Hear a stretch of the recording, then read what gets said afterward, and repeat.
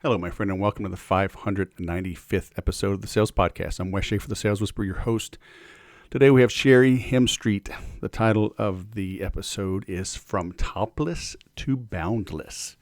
Yes, Sherry, for 17 years, was a topless dancer at a very elite club in New Orleans. So she does not do that anymore. But how she landed in that role, how she maintained it for so long, and how she made the switch into her current business venture, helping others, is quite an interesting story. So hang on to your hats. But I had a great talk. You're going to love her story, and you will get a lot out of this, I guarantee. The copywriting class went well. I'm doing another one in January, copybywest.com. Go check that out. Instead of a 1 day, we're going to break this over 3 days, 2 hours each, and then still give you a month of support, getting good feedback from the current group, adding to the workbook literally daily. So avail yourself of that. It's still super affordable. You can bring a guest, coworker, whomever, for just $75. So go sign up for that, copybywest.com.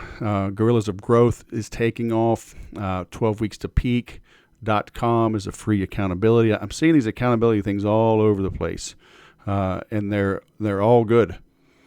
I'm not seeing any with the business focus of 12 weeks to peak. So join the others if you want. I think most of the ones I've seen are free. So you got to be careful, though. Don't spread yourself too thin. But if you want a well-rounded accountability program to kick off the new year, I have you work on your diet, on exercising, but on business also, personal development, professional development. And it's all little things. Everything is totally achievable. 12 weeks sounds like a long time. It is a long time in one way, but it's less than one quarter, less than one business quarter. Okay. It's not 90 days. There's programs that are 75 days, programs that are full 3 months, some are just a month. But the purpose in this is to have you focus and see what works. Okay. The things I have you do: make outbound calls, write every day, make a video every day. In the long run, one or more of those may not be ideal for you, but I've worked with enough businesses for enough years, enough entrepreneurs for enough years to know that the biggest problem we have is not taking massive action. Okay, you can't steer a parked car. It's time to start doing. And as you do the right things, you'll come to understand what the ideal things are for you.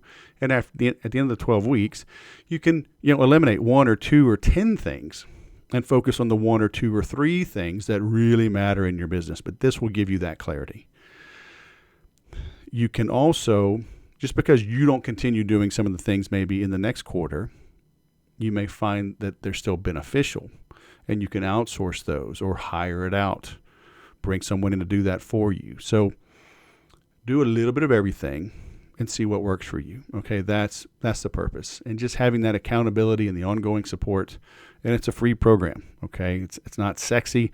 I keep adding to the tracking. There's more and more automation through the 12 weeks. Try to keep it really super simple for you. You might want to print out each week so it's convenient, so it's right in front of you. It's easy for things to get hidden on your multiple screens, multiple tabs. So have the tab open, but maybe print that week and just put little hash marks, little tick marks in each of the things. So, do that. All right.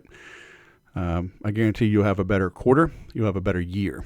You'll have a better life if you really double down and focus. Okay. 12weekstopeak.com. Get you some of that. Now let's bring on Sherry. Sherry Hemstreet, CEOs, sales pros, and high-ticket closers. Get beyond your sales threshold and exceed your potential. All the way from Nolans. Nolans, baby. Come on, Sher. Talk to me. Welcome to the Sales Podcast. How the heck are you? Hey, it's great to be here. I'm doing amazing. Doing absolutely amazing. Hey, do you say, this is important, because if you answer this incorrectly, the interview is over. Okay. Do you say go Tigers? Well, sure. Everybody here does. All right. You said the right thing, but I don't know if it was with the right enough emphasis. Like it needs to come from your soul. Go Tigers. All right. So, I mean, you have to understand we're in the land of the Saints, Aints, and the Tigers. So, like, depending on what season it is, like, you're always like, hey, go Tigers. But, like, I might not be like in the moment, hey, go Tigers, right? It's always in the moment. Do you say les le bon temps roulé? If we're trying to say that, we're usually too drunk to say that. So that's a no, solid no. I'm going to go with solid no. Have you been to a couchon de lait? Are you joking? I'm trying to ask you, I'm trying to establish your Cajun roots because I'm from Baton Rouge. So I want to make sure. Know this. Yeah, I know. I held that back on you. I want to spring it on you and see your reaction. I'm reacting in real time. Come on, baby. That's all you got. Bring me the Creole, bring me the Cajun. I got you. All right. How long have you been there? Well, now you're gonna like mask my age, but I grew up in Pittsburgh. Yep. Don't go getting any pen and pencil and paper or anything. And I have lived in this city longer than I have lived anywhere else in my entire life, more than half of my life. I've been here for, I guess, about 30 years. Oh, wow. Cool. Mm-hmm. Which is great right. Considering I'm 27. Hey, that's all right. I mean, I thought you were 25, but hey, it's okay. It's all good. So, crazy lady from Pittsburgh all the way to New Orleans. Goodness gracious. All right. So look, you'll be on my forever good side. I'll send you my address. You send me a little boudin, and come on now. We're gonna be BFFs for like eternity. Okay. I can do that. All right. Very nice.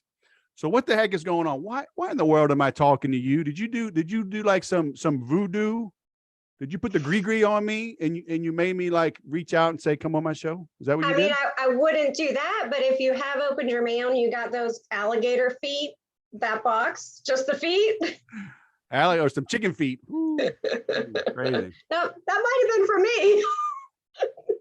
So you're in this whole, well, I do want to talk about what your pivot, because you're in the middle of a pivot. Is that safe to say? Or I'm deep in the middle of a pivot, which means I look like a freshman entrepreneur.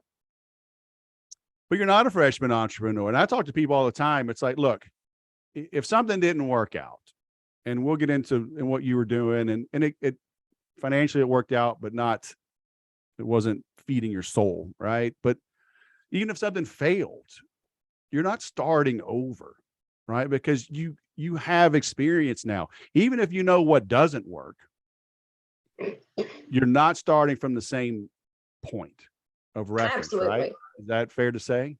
Absolutely. Absolutely. I don't think you're ever starting over. I think you're just continuing, down a new path. But a lot of people do that. Oh, what's the use? I'm just going back to corporate America. I'm a failure. I'm an idiot. I'm a dipshit. Who was I to think I could ever do my own thing? Blah, blah, blah. And they talk themselves, like they always think that they got the first thing they ever do, it's got to be a home run, smash success, $100 million. I mean, whatever. And it's not always that way, is it? I mean, I prefer to think that like the first thing they're doing is this life, and it's probably a home run already. Like the fact that you made it through the first race and hit the egg is pretty ideal.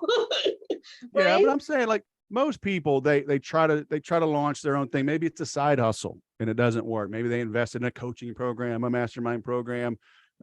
Maybe they spent money on a website. They spent money, trying to launch a side business or whatever, and it didn't quite work out. Maybe they even lost money. And they're like, oh, what's the use? I'm no good. I'm an idiot. That's just so unfortunate. Yeah, that's very unfortunate. So like I started in this online business way back in 2008, and it took a while to make money, and then it took a while to make serious money. I mean, like serious money that was like noteworthy of like starting to figure out what to do about taxes money, right? So why did you start in the middle of a downturn? Yeah, I did. I started with affiliate marketing. So it's pretty interesting. I started with affiliate marketing. I went, and then I went into brand management and online authority, getting on the first page of Google and things like that. Then I went into building websites, and I never had any like massively great success. I paid some bills. So, but I learned something. So it was never a failure to me. I mean, I learned a hell of a lot. Like, I was a high school dropout. So the fact that I was doing this self-teaching and learning in exactly the area I wanted to, right? It was just amazing. So why start in '08 when the world's burning down, and why affiliate marketing? It was just what came. It was literally just what like landed in my lap. I didn't really, well, I had just had my daughter, and I had been a topless entertainer at a very exclusive New Orleans club on Bourbon Street from the time I was like 19 or 20. And so I didn't know where I was going to go. So I started learning about, because I wanted to do something online. I started learning about that. And I just, there was more bros than anything else on the internet. And so I went into the affiliate marketing. I'm still connected to some of those people that are, they've pivoted and moved. I've pivoted and moved. And I just started learning things.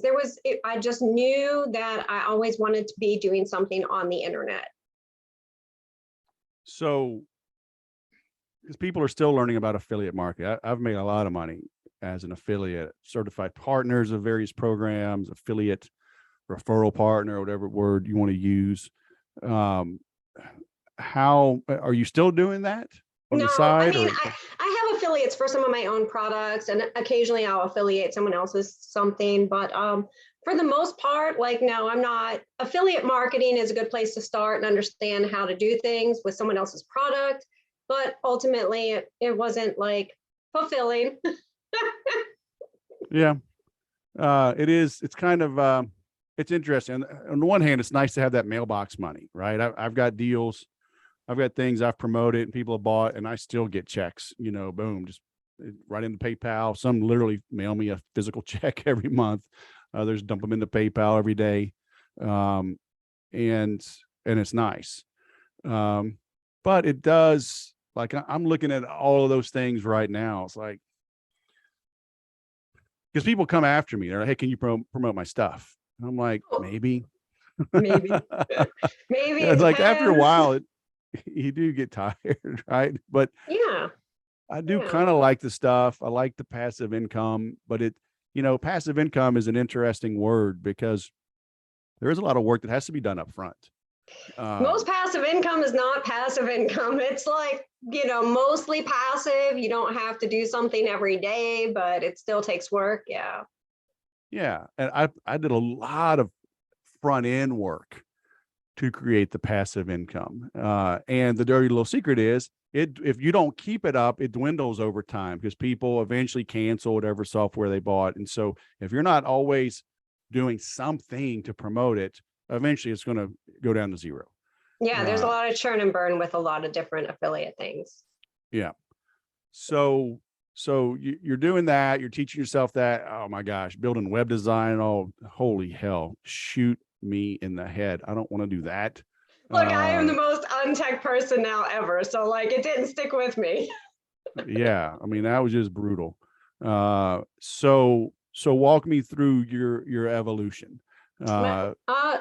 So I was doing these websites and I got my first job ever at like 40 years old. I was presenting a website to these people and I was selling it for something like 10,000, and they came back and they're like, we want to give you a job for like 30-some thousand, something ridiculous. Like, I say ridiculous because I had no interest in a job, but I liked marketing. So I took it just to get some education in the area. I didn't end up staying. I didn't like it. Like, yeah. I'm not a job person. I never really had a job. I, was my own boss for 17 years. I've had several businesses throughout that time. And so I have and I went to school for business and psychology. So I had a good business background, a good psychology background. And I just got fed up and I was like, you know what, I'm doing the internet thing again. And I just put it out there. And I started helping women with their business again, mostly spiritual women, because they have a hard time writing copy, accepting payments, raising their prices, doing all the usual things. So did you go back to college later? You said you were a high school dropout, but then I you was a high studied school psychology. dropout. I went to college, I guess I was about 24. I couldn't go until I was 24 because you have to be emancipated to go before that. It's very weird. I moved out of my house at 17. So I've made every wrong mistake possible. Like every wrong decision, I've made it probably twice. But I mean, if once you're 18, you're an adult, right? Well, you're an adult, but you can't get into college even if you can pay. And this is how it used to be. So, like, because they require your parents' tax returns and everything else to prove that, because of the help and everything. It was a very convoluted thing. So I had to wait till I was 24. And then I was 24, I just paid my own ride. And then I only went to college for the classes I wanted to learn about. So I took some classes I was weak in, like math. And then I took things I was interested in, business and psychology, and then English. Nice. Was it like online or did you go in person? No, I went in person. I had the whole college experience. Tulane or where? So I went to a local college and then UNO and Tulane for one too. Yeah. Yeah. Cool. Yeah. All right. And so you start learning that man, all right. Interesting. Because people are probably rewinding this and saying, hold on a second, Topless entertainer, 17 years. Now you're teaching spiritual women. What? So, but I was always very spiritual. So like I used to go to work. I was the only girl that would bring a Bible to work. I was the only girl that would pray. And I did all the other things that you would probably expect happen mostly in a strip club. I wasn't an extras girl, but like I was a fun girl when it came to having, fun with champagne and, things like that. So yeah, Right. I drank, whatever the case is. And yeah, and then I was like, all right, well, it's time to go to college. And then I was like, okay, well, it's time to open another business and do something. And then I got married and then I had a kid and I didn't stop then. And then I opened my business and started helping women because I understood spirituality and because I had had many spiritual experiences. My brother was killed and he told me who killed him. And then the police confirmed it.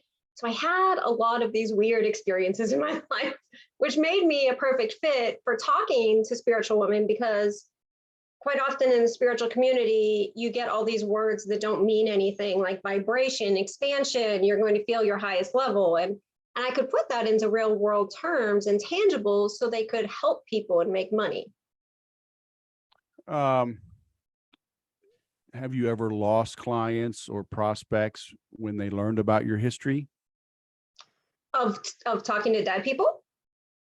No, of being a stripper. Oh, yeah. You're a spiritual person, like, oh, I'm too good for you. You're a hypocrite. You're a sinner, whatever. I'm like, okay, you know sister. what? That was the thing I was most afraid about sharing ever because I was like, oh my God, these people, right? But I have the most wonderful best friend, and she's like, Sherry, that is the most interesting part about you, your story. She's like, it literally drew me to you. It's so fascinating. You didn't hate it. I had that's 3 careers. 17 years is unheard of. Most girls end up dead or in a coma or they hate it. They have nothing but this ruined my life, and they're on this endless downward trajectory. And I have nothing but love for it. I learned how to sell. I learned human nature. I learned everything, right? And I learned about wealth, and I learned about what it takes to be in the boys' room. I learned a lot of things. So no, I'm always very upfront about it. It's always been in my marketing. It's always been part of my story. I've never hid it. Once I got the guts to come out with it, and people, I'll tell you what, I have not been in a room yet where a woman hasn't told me that she didn't try it and usually failed, but didn't at least try it or do something else along those lines. And I think it's the dirty little secret of women that me coming out and being confident and forthright with it gives other people permission to make peace with it. Mm-hmm. So you were helping spiritual women, but now you're not doing that anymore, right? I mean, you've made another pivot. Right. So I still have a lot of clients in the spiritual realm that I help with their sales and help with, making more money, because that's like what I'm good at. But yes, I've pivoted into just a different niche, just going from helping spiritual women to helping people who sell, right? So either you own a business, so even women that own a spiritual business, they're CEOs. So either women or anyone who has a business or is in sales or considers themselves to be a sales pro. Mm-hmm. So currently I'm working with a lot of women that own businesses, real estate agents, and a few high net worth men. Do you focus on women, or has it just naturally gravitated that way? No, so in the spiritual community, it is a lot more women that gravitated toward me, but I've always had a good mix of men and women. Would you say men have any kind of mental block or macho ego that keeps them from turning to a woman for help in this space? Not the right man, right? So the man who really sees that there is something there, or that I have something that they're looking for, not the right man ever. The man who is insecure in his own identity, absolutely. Absolutely. He's going to have a problem with most anyone, though. Yeah. Human nature, right? The ego. Right. Mm-hmm. And then, of course, like the ego, like, what, I'm going to take some advice from a high school dropout, stripper, single mother that was homeless at 19. And like, really? Like, so for the wrong people. Yeah. Yeah, but it's like, hell, those are the smart people. Those are the tough ones. I mean, yeah. Right. It's like, hey, if you've been through that and you're still standing, it's like, give me some of that. I'm right there with you, right? I want people that have overcome things, not people who have had the easy way and had things handed to them. Yeah. Yeah. I love talking with the people, and I just, I don't engage as much anymore. I've learned to nod, kind of keep my mouth shut. But and you see them on their social media. It usually opens with follower or believer, right? But then they're the most judgmental SOBs. It's like, hey, go back. Don't just read the Bible next time. Internalize some of the lessons, would you? Yeah, they're not just there. Yeah. God said something to me once. I've spent a lot of time with God, and he's like, this wasn't given to you for your amusement. That stuck with me. That lesson stuck with me, right? Like, all of these things are here for us and to help us. Yeah. So what are you seeing now? What's like a common block or issue that most of your clients have that you're helping them with? Is it pricing? Is it goal setting? Is it staffing? Like what's like a common? So I would say, like, there's common issues across the board. It's going to depend where everyone is, right? So I work with people at different levels, but I can say across the board, the thing that happens for every person who's in sales is at some point the script is going to stop working. At some point, all of the things that used to work are not going to work anymore. And you'll still make some sales, but you will create this bottleneck and you're not sure why. So the script stops working, the strategies stop working, the tactics that used to work, maybe you're doing NLP or something else, and that's just not even producing anymore. And that's right about when you really are going to shift into a higher level, right? And that's when most people come to me, regardless of where they're at, whether they have a team or they don't have a team, whether they want to raise their prices or that's not the problem. A lot of times people think they need to change their business model because they think that the business model is what's broken, or they think they need to change their avatar because the avatar isn't responding, or they need to go into a new vertical. But it's not the case. It's you. So what does that mean? It's you, because you, like you say, the script stops working. I'm big on scripts. Well, look, I love a good script, and you can get a script, but you need the right script at the right time, right? So Sure. there are scripts that will work all the way to millions of dollars. Like, I'm not debating the fact that a script will work and it will get you Right. a long way. But there's a point when that script and your identity perception, or your perception of yourself, or your actual identity of who you are, will be out of sync. So like, you've either surpassed that or you've gotten to the threshold, the top of what that script can supply you with. So you either need to go find a new script and try to figure out how to make that work, or the easier route here is to go internal and figure out how to make the next level you work. So are you working with like individual producers, like you mentioned, realtors? Mm-hmm.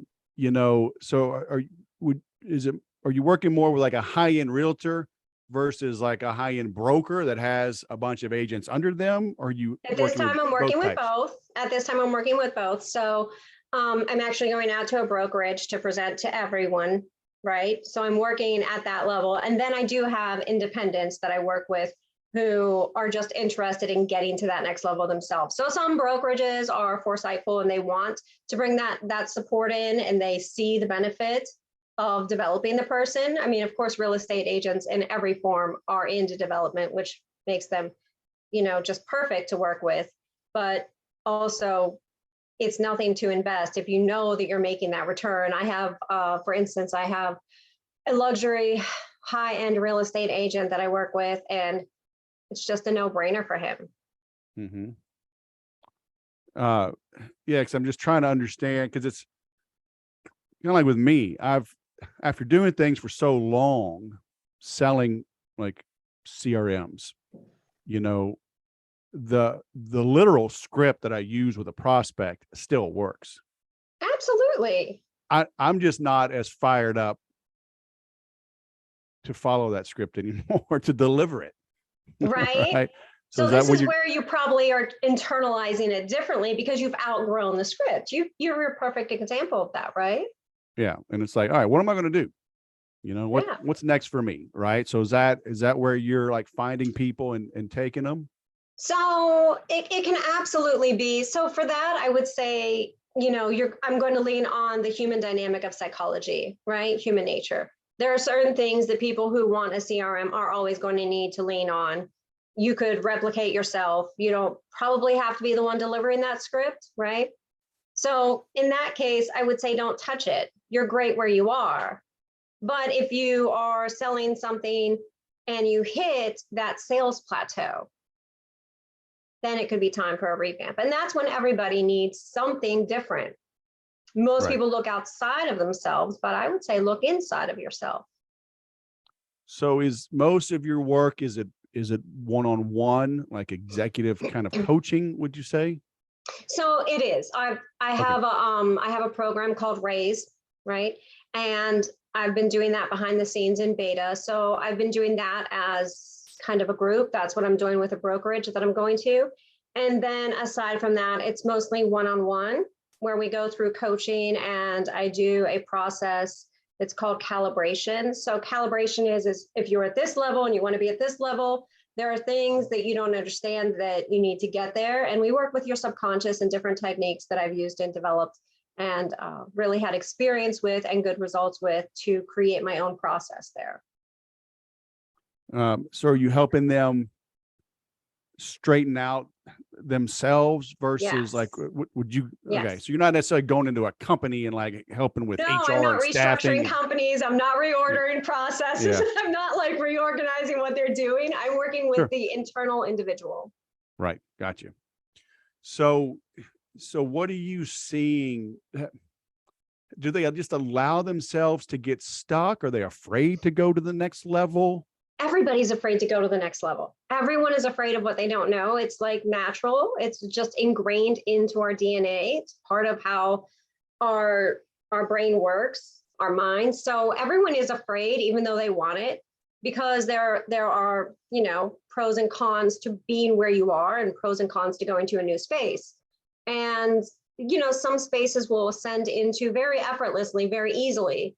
And then other times we won't. And that's when something is stuck subconsciously, something is stuck that you don't necessarily know what it is. And here's the beautiful thing about these calibrations. They happen in your subconscious, right? So I can have a talk with you and I can say, so what's really going on? Why do you think you're not hitting that next level? You've plateaued your income, you've plateaued your business. Everything is just like status quo. And you can say, well, I really think it's because I haven't put enough money into leads or ads, or, I haven't put up fresh ads. So that's the real problem. And of course, sure, like that could be a problem, but that's not the real problem. There's a subconscious problem that once I get into someone's subconscious, they're always blown away. They're like, I had no idea it was that. I completely forgot about that. Right. Yep.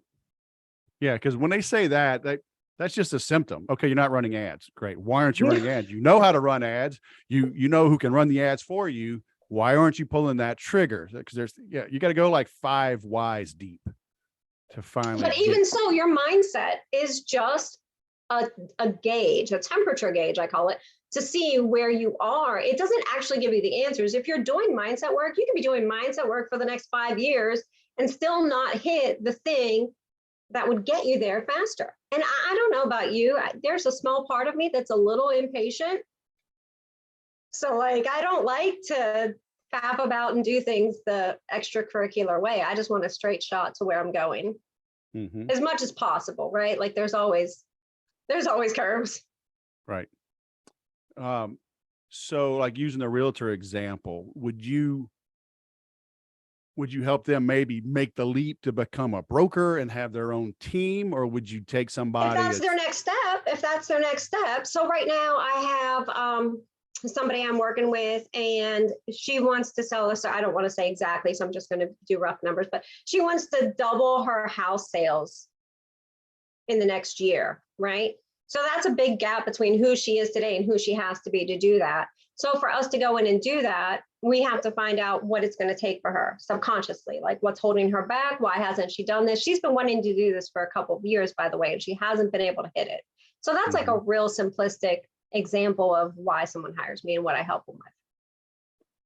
Right. So like in her case, would it be volume, or would you say, look, you're selling $500,000 homes. It's not a problem.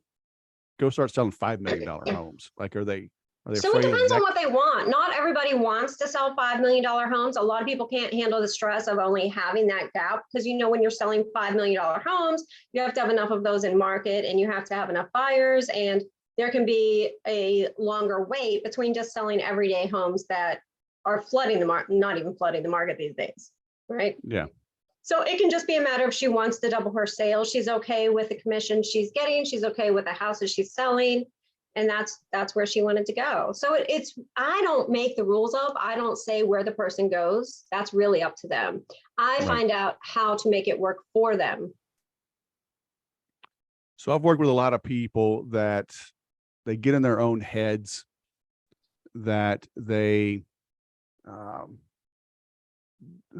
I got a friend here. I've known her 18 years, accomplished,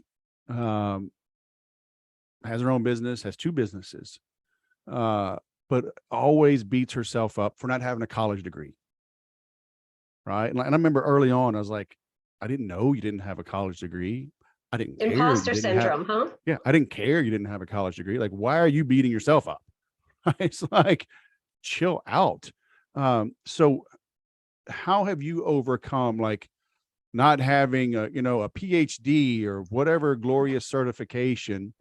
Because people say, who the hell are you to tell me all this stuff? That doesn't seem like that's an question. issue. Like, you might have just asked my favorite all-time question, because I am the consummate overachiever with the like immense underachiever like certificates, right? Like, I'm the opposite of achievement when it comes to like dropped out of high school. My senior year, by the way, I just didn't go back. I couldn't.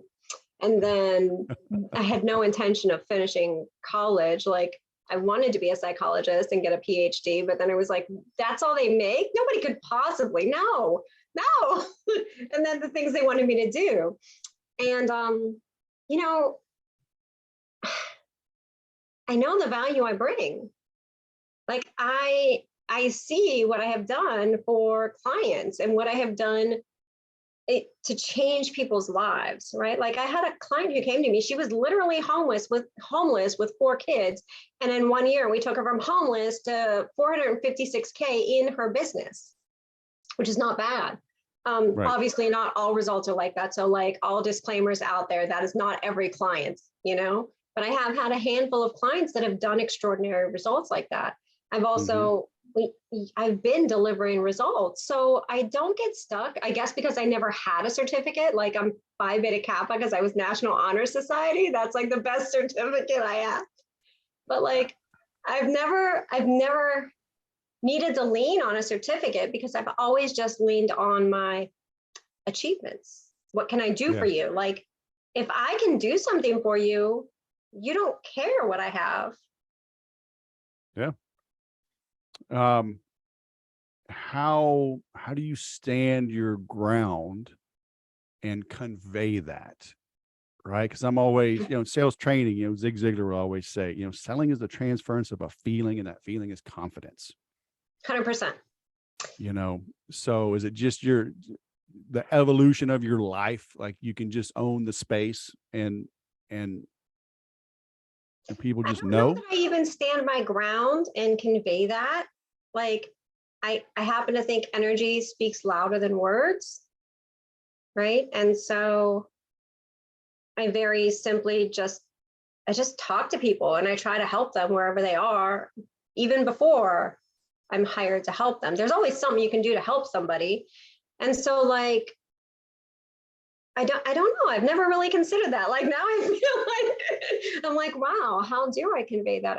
I think I don't. I think I just let my actions, my achievements, my words, and my character and my energy speak for me. Like everybody has those gut feelings, and you either know that you're in the presence of good people or not good people.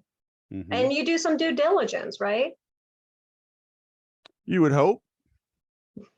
Because I remember years ago, I was a recruiter for a short time, and this guy, he worked for Rubbermaid, and we were an agency that it was all military guys and gals, and we helped military people that were transitioning out of the service to get a job, right?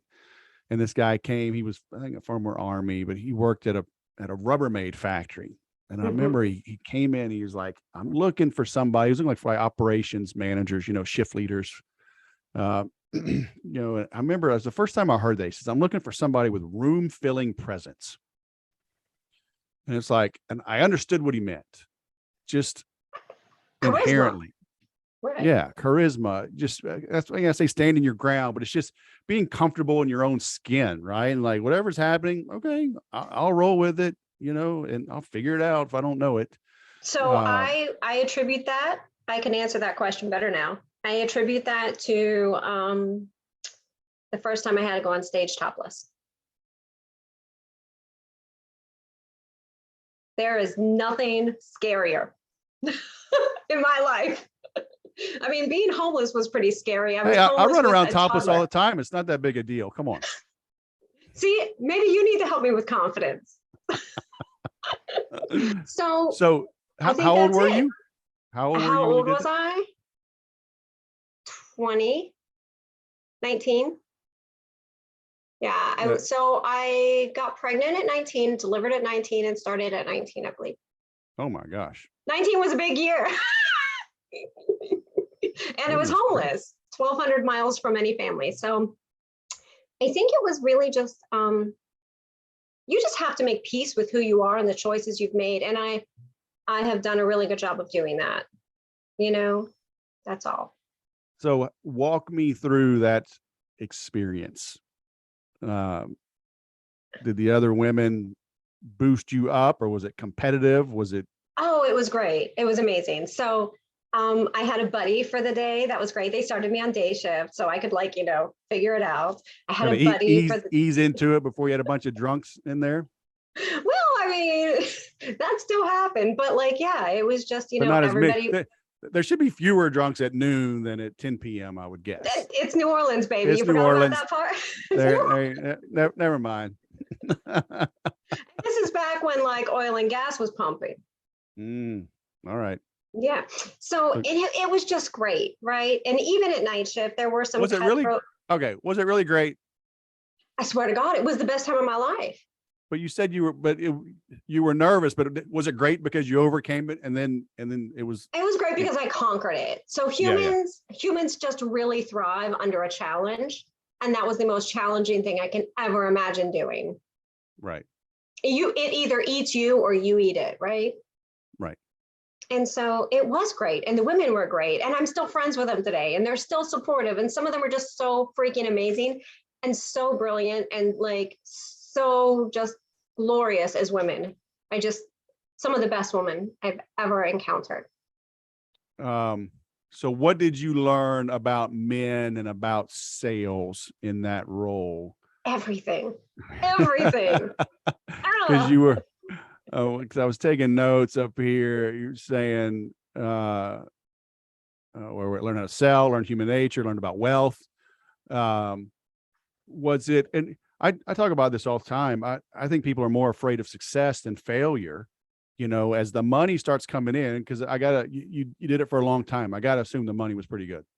It got ridiculously easy. The older I got, the easier it got, the more insane and addictive it got. And I literally had to force myself. I set aside, I was just like, this is it. I'm done now, because if I don't, I will never leave. It was so easy.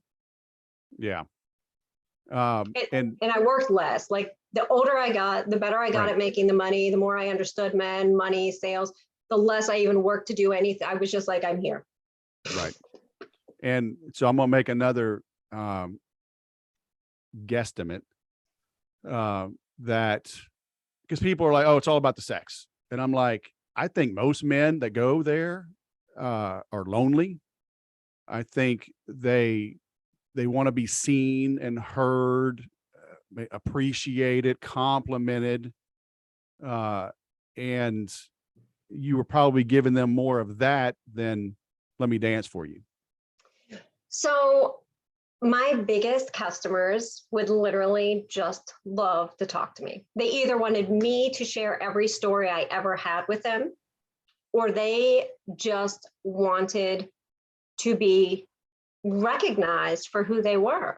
Yeah. Like, it's amazing. Like, you are so successful. You just bought how many bottles of champagne? Like, you are so generous. They want to be who they want to be, and they want to be seen as that, which I think is everyone. Right. Well, I tell people all the time, look at network marketing type company, like Amway and whatever. These things, it's hard to make money in those things, but they're always growing. They're always recruiting new people. But they are always recognizing people. And always make a joke, they have like 37 levels. Come on up, Sherry. You're a ruby, emerald, diamond, platinum VIP, and get another ribbon, another pin to put. And it's that recognition that we don't get in our lives. And so if their employer would recognize them, treat them as humans a little more, they'd probably work harder at their job, but they're like, nobody's appreciated anywhere. So they gotta seek it elsewhere. Yeah. And that's what a lot of these men did. I mean, I had very few men that ever asked for sex. And I was just like, I would laugh. I'm like, that's what you want. Like, you were here in a room with the most beautiful woman who want to dote on you. And that's what you're thinking about. I'm like, get out of here. You're in the wrong room. Mm-hmm. So, but they wanted to be recognized. Men want the same thing everyone else wants. Everybody wants status, recognition, appreciation. Everybody wants someone's full attention. Right. Even if they have to buy it. Look, and some of them like the fantasy of the experience of talking to a very beautiful woman. I worked with very, very beautiful women. It was very hard to get hired there. It was literally so exclusive that if you got in there, it was great. You were done. You could just write your own ticket. But like, Yeah, I mean, they understood what it was. These are not stupid men who go in there and they were dropping 10,000 a night, you know? These Right. men, like, they know what they want. They have their boundaries. They just, yeah, it's a whole And different world. And it's a different world now than how it was then too. right. I I tell people all the time, I forget the exact verbiage, but it's like it's basically it's like the prostitution rule. It's like get paid up front because the value of the services rendered are greatly diminished once the services have been rendered. Yeah, Right. yeah. So I tell I, people because it's like I don't chase money, right? And I work with people and I'm like, even in businesses, it's net 30, net 45. I'm like, okay, I understand that may be the norm, but it's killing you. yeah. Let's change this shit up, right? Change it up, shift it around, get half down, get a retainer, get 30%, 30%, 30%, right? Stop chasing money. Have milestones. I have a rule. I never chase money I've already earned, and I always get paid up front. And I've always Yeah. had these rules, right? So like I Right. was literally the girl when we did do tabletop dances. If a guy even would reach out and touch me, I would just walk off the table. And I was charging double for these. I always got in trouble for charging too much. And but aside from that, everybody's like, I don't know how she makes any money. She walks off of every dance. And it's like, I don't have to stay because I've already been paid. Right. And I've already told you the rules. So Yep.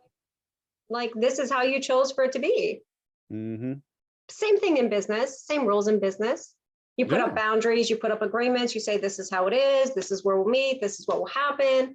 These are the deliverables, here are the milestones, here's the payment plan. Yeah. I call it, I have a free download called thesalesagenda.com. It's like you set an agenda up front, right? Demystify the sales process. Demystify the whole process. Yeah. Keep Yeah. nothing It's like transparency all around. yeah. And then it's all good. I always talk about, I need to go find it and just bookmark it. But there was an episode of Happy Days. It was like the first season, like the 11th episode or something like You that. old Right. enough for that? I'm older than you. I'm 52. Just checking. Yeah. So I drink good bourbon. Okay. That's the secret. It keeps my I skin. agree. It'll Keeps pickle you. Your insides are pickled. You don't age. I know. I do tequila. I have oily skin. I always had oily skin. I had pimples when I was young, but now it keeps me young. But he had this pretty girl come to his house to study. And so they go upstairs to study, and his mom and dad keep checking on him and opening the door. And then he closes the door and he's all nervous. And she looks at him, she says, "Would you like to kiss me?" And Richie's like, "Yes, I would." Right? He gets up, he closes the door. So she's okay. She puckers up and he kisses her. And she goes, "Okay, let's study." And he's like, "Whoa." So then they go on another date, but then she wasn't all that into him. And he was like, "What's going on?" She says, "Look, I hang out with guys, I study, whatever. And the whole time they're just wound up, they're wound tight, wondering, do I like them enough to kiss them? So yeah, I liked you enough to kiss you. And so we kissed so we could focus. It's like she got the hard part out of the way up front.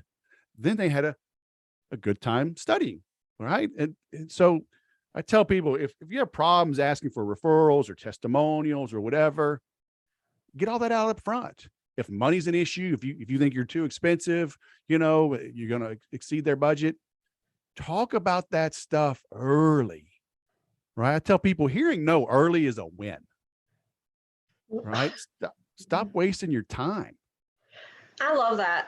I absolutely love that because I think people are too afraid, and communication and transparency in communication is key. Like, there's nothing I won't put on the table up front. Yeah. And people are so afraid to know. Like, I used to make it my goal to get no's. Like, I actually counted. They say Malcolm Gladwell has the 10,000 hours to expertise. I conquered my 10,000 no's early on. So like, I don't care how many no's I get. I was so numb to them. I'm like, this is great. I'm closer to yes. Yeah. I had a guy on years ago, Josh Jing, if I remember correctly, but he wrote a book. It's called Rejection Proof. And he was like super nervous and like trying to do his own thing. And so he went to get like 100 no's, but then, so he come up with like crazy challenge. Like he would walk up to somebody, at a gas station. Hey, can I pump your gas? Like, what? Okay. No. Okay. But he would live through the experience. Right. Like, and then he just got bolder and bolder. Like, can I have $100? And like people would give him $100, right? He went into Dunkin' Donuts and says, hey, I need donuts, but I need them I need them colored in the shape of the Olympics. Cause he was doing it one time during the Olympics. They're like, hold on a second. And they go in and they made him for him. Like, I think they gave it to him for free. And he's like, what the hell's going on? Right. So now he gave a TED talk and all, but he became That's amazing. rejection. I have to look that up. Yeah. He became rejection proof. Right. Yeah. We gotta stop worrying about what everybody's thinking, what they might say. And it's like, it really isn't personal, in sales. Like, it's just, maybe it's not the right time, whatever. Next, my favorite word. right? So, you probably weren't tough like that before you started, but it sounds like you got strong and tough like that as soon as you did start, right? So it took a while. It took about 3 months for me to get my dance legs under me. We'll call them dance legs, right? Right. But yeah, like I just realized I started learning so much. I'll never forget the time I had to ask for, I changed my pricing from $350 for an hour to $500. And I was like, are they really going to pay that? Like plus champagne, plus like dance, but and the first couple times I said it, I almost got sick. And then I was like, let's change it to 1,000. Let's change it to 3,000, right? Like, right.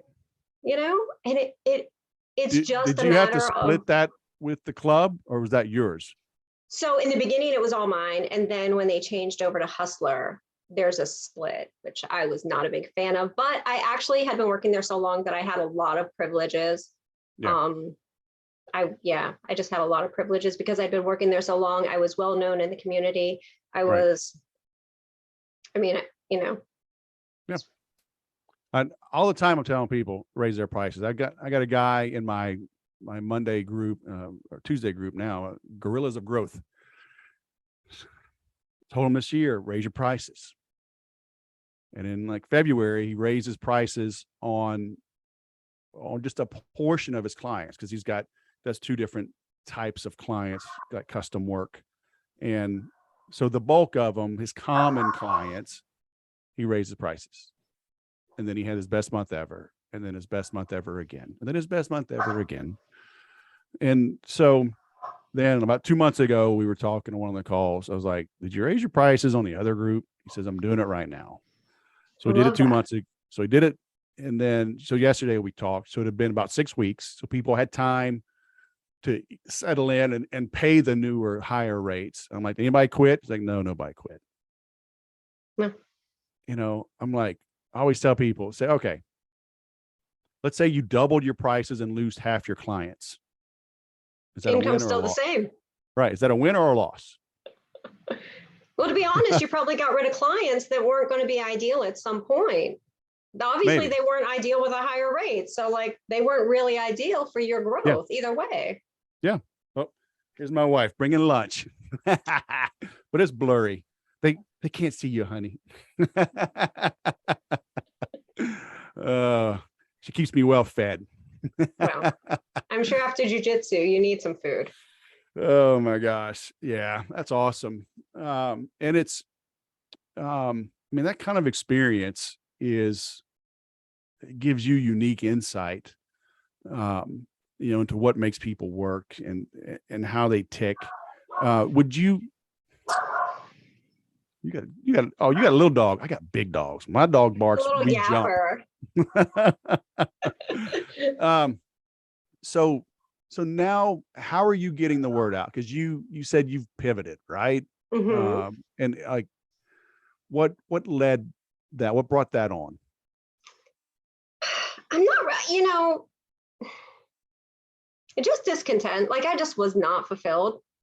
I just got to a point where I was doing the same thing over and I was just not fulfilled. I felt like, Did your own honestly, script stop working? What? Did your own script stop working? No, no, no. I was still doing good, and I had a very, very profitable business. I had a business partner, and at the pandemic, we just shut that portion down. We had made 7 figures. We had done really incredible work together. I'd had my business since 2014. I just keep, trucking along and new iterations. And it just got to the point where I had to face what I saw in the mirror. And what I saw in the mirror was like, I'm playing so small. And there's a point, we talk about imposter syndrome, like how do I stand up here without degrees and certifications? I have no problem doing that. But like, I had to admit to myself, I was playing small. I had a lot of really high net worth clients that I had gotten really big results for. I had a lot of people who had more than incredible results. And I was like, I'm sequestering it to a very small portion of a market that I could really make an impact in. Mm-hmm. So do you no longer have the partner? Or you going out on your own? So, well, I had my own business, and then we had a part of our shared business that was partnership. And then when the pandemic hit, we just stopped. It was just, everything changed. Everything changed. And then I was taking care of my grandma because she fell ill. She, was very elderly. And so I had to go through that process.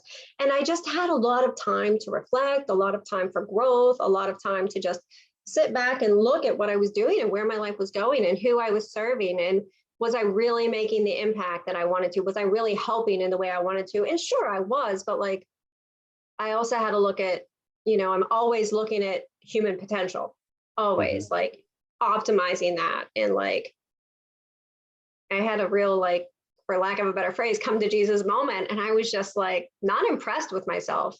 And I was like, I'm just playing far below the bar because it was easy and it was comfortable. And those are the things that I'm helping my clients out of. So I would be out of integrity if I didn't step up my game and move to the space where I could really make an impact if that was really what I was about, right? So it was a matter of putting up or shutting up. Did you just rip the Band-Aid off and make a shift, or was it a gradual? God, was it? It feels like ripping the Band-Aid off every day still. It's still there, right? So my team is juggling. We're turning the things that I did have and create, because I created 28 courses before that. So we're turning a lot of those passive and doing a lot of funnel builds on those that haven't, taking me out of it and putting more automation in. So we're doing that. But then, the shift, it was kind of natural because I was already working with women. I had a great amount of clients already that had stayed with me who many of them were like, this was really, we saw the next iteration for you. And we knew that wasn't the end of the road for you. So it was a beautiful thing. Nice. And so that's your current thing, huh? So you've got a website, getbeyondmindset.com, right? Yes. You've got a little something for listeners. So if they go to getbeyondmindset.com/the sales podcast. Absolutely. They can go there and they will get their gift. There will be a couple options there for them. We have that getting set up right now, but by all means, yes, something great for your listeners. So we'll leave it at that. We'll pique their interest, huh? Leave a little for the imagination. A little intrigue there. Yeah. It'll be something related to sales, not my prior businesses. How about we say that? For sure. No problem. Something that will be helpful. So I'm linking there. You are on the Instagram as well. I found doing you on it for LinkedIn. The gram, baby. Doing it for the gram. You got to do it for the vine. Once I really learned what that was, it went away. So I was like that. I got to be a little quicker with this technology stuff. Look, vines were as fast as vines were. Like vines were 7-second videos, and vines literally lasted 7 seconds. Yeah, I still got a rotary phone, so I don't know. I got to figure this stuff out. Carrier pigeons, faxes. Yeah, still using a fax, huh? Yeah. I got a noticed the pager. You should see. dial-up sound when you logged on. I heard the dial-up sound in the background. Hey, I tell people we moved to Biloxi, Mississippi in October of 95. And the ISP we chose was the only one that had a 58K connection. They were double. They were 56K. They were double of the 28K. You were big time. I'm surprised Biloxi had that. Were you on Beach Boulevard? We were on Keesler Air Force Base. Oh, okay. But I mean, you still got your own service, right, from local providers, and you go, and they would give you a stack of floppy disk. Well, they weren't floppy. They were CDs. DVDs. No. They were discs, right? But not floppies. It was the square disc. You know, the one that they look like the your little icon now on your computer. You go file save. Yeah, I forget what those were called, like the 3x5s. Yeah. But they would give you a stack of them wrapped in a rubber band to install their software on your computer. And then when they had updates, you had to go and pick up the discs on your computer. Our kids, and I just upgraded to 500 by 500 meg download, upload, fiber to the home. So my kids, they got it easy. They got it so easy. Fiber's the best. Oh, we've had fiber for 18 years. It's been awesome. Oh, well, it's 5:00 your time. This has been awesome. So it's been great. I had a good time. I will let you hit the road. Sherryham Street. It's 5:00 somewhere, and somewhere is here, huh? All the way from the Big Easy. Thanks for coming on the show. It's been great. Thank you. Have a great day. You too. High school dropout, homeless, new mother. Goodness gracious. I mean, how many other things can we pile on top of somebody? She came out smelling like a rose. Told you it was a good interview. I love her resolve, her tenacity. I hope you got some insight on human nature. Ask that question about what are these men looking for? You think topless dancer, you think sex. And these guys were paying just for attention. Are you listening to your customers? Do they feel heard and understood? If so, you can make $500 to $700 an hour. Okay, or more. So I hope you took some notes. If you missed some things, go back. She knows the value that she brings in previous career and current career. Do you understand the value that you bring? I would argue you probably don't. If you haven't worked with somebody in over a couple of years, business coach, consultant, whatever you want to call it, trainers, then you don't know. The market has changed. COVID changed things. The inflation has changed things. The recession's coming up is changing things. Get an outside perspective. That's what I can help you with in Gorillas of Growth, gorillasofgrowth.com. You get a lot of content, on-demand content, recordings of past things, workbooks, templates, but a private group, live weekly calls. You need somebody, and really a peer group, and that's what you get with this, to help you understand your own value and present it in a way that the marketplace understands the value that you bring and is willing to pay it. That's why you do these things. That's why you join groups, okay? gorillasofgrowth.com. That's what I recommend. If you need to start for free, just accountability, it's 12weekstopeak.com. Get you some or both of those and let me know how it goes. Now go sell something.